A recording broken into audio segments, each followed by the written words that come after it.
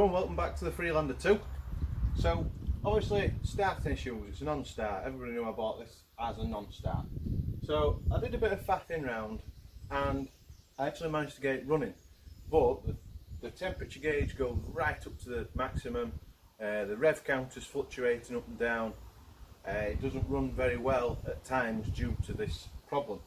Now initially it looks as if it's going to be a bad earth, but I've just unearthed something and I think it's possible that quite a lot of Freelanders will suffer from this.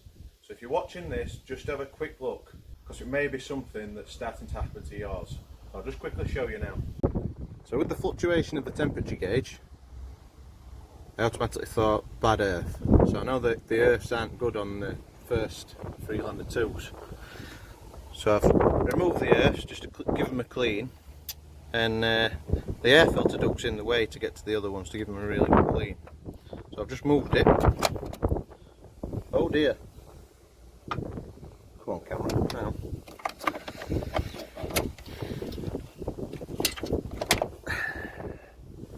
I think that could be the problem.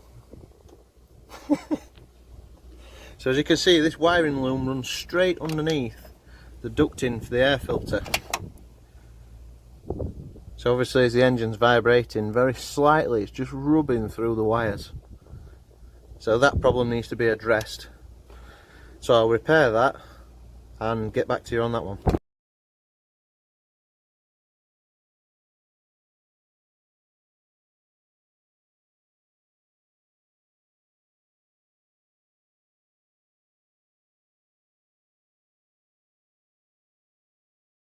That's all the wiring back together, and all the air filter, the battery, and everything's back on now.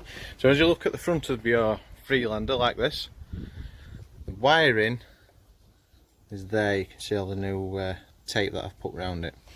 So just check underneath this air ducting, because it may be rubbing on yours. So to avoid all this problems, just have a quick look. So yeah, that's all back together now. I've put the wheel back on and the wheel arch. I actually found some wiring under here for the parking sensors that was corroded away as well. So I've just got to clear all the codes on the ECU now and see if it runs.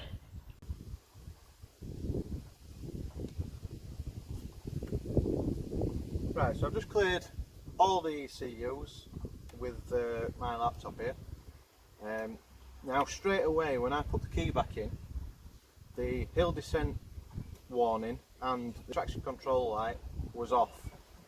So that got a cobweb there. So that straight away says there's obviously a cure there. Now the engine management light was still on. That is something that you have to clear off. So even a little OBD reader, you'll be able to clear that off. So I'll just take the key out now and put it back in. Right, it's key in the ignition, foot brake.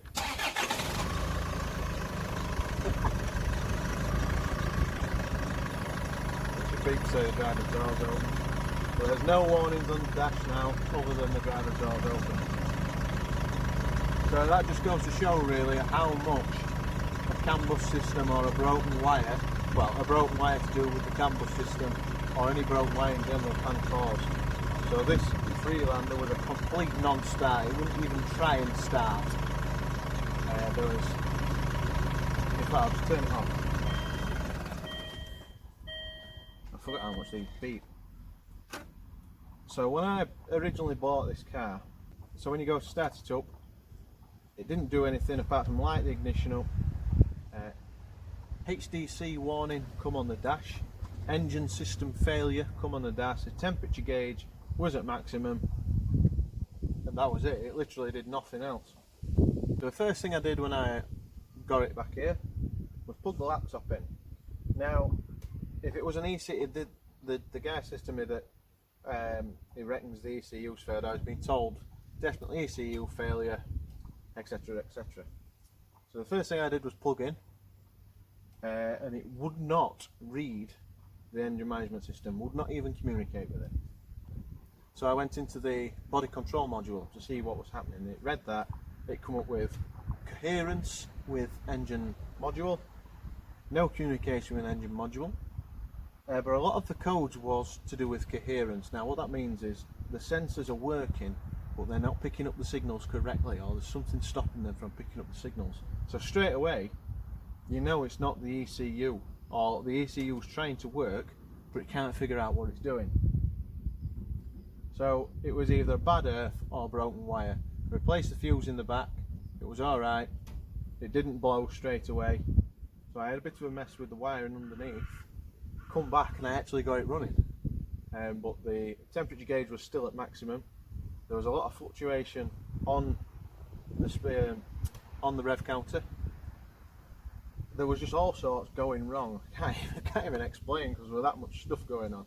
The mileage was saying minus 30,000 on the service, even though when you turn it off it said minus, I think it was 30, something like that. So it is due a service. What else was doing? It was doing all sorts. Oh, the radio was intermittent, all sorts. So it was a case of, right, let's have a look round and find out what's going on. So started stripping it today and found all that wiring under the bonnet.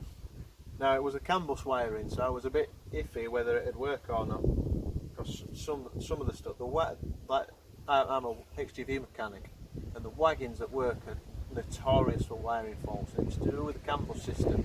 You can run into a lot of problems with that. So anyway, I've repaired it now and everything seems alright. So if you're wondering what system I've got here, it's just an old laptop with the Delphi system on it. Now I'll be completely honest, with Land Rovers it's not very good, which is annoying because that's the main thing I work on. But with everything else it's alright, but compared to the Snap-on solar side before, it doesn't come anywhere near it. So that's it really. I'm glad it's running now, so it's put my mind at rest. The next thing I need to do, I need to clean it out because it's absolutely disgusting, properly ringing. And then I've actually got a gearbox, because the CV, or the drive shaft that's missing, the inner CV is actually stuck in the gearbox. Now the garage didn't tell the owner that, he just said it needs a drive shaft, but it doesn't, it needs a gearbox. So I'm going to see if I can borrow a ramp off one of my friends. If not, I'm going to have to do it on the drive. I hate doing gearboxes on the drive, I really do. But it needs one. So if you have got a Freelander, definitely check that wiring. I'll put plenty of pictures on.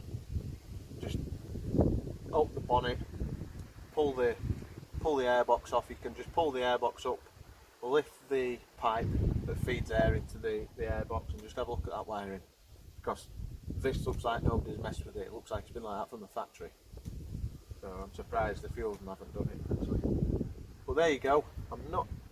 I'm not sure if I'll be filming the gearbox yet, but I'll fill you in. If I don't film it, I'll fill you in afterwards of what jobs I've done. So have a look at the rest of the channel, and I'll see you in the next one.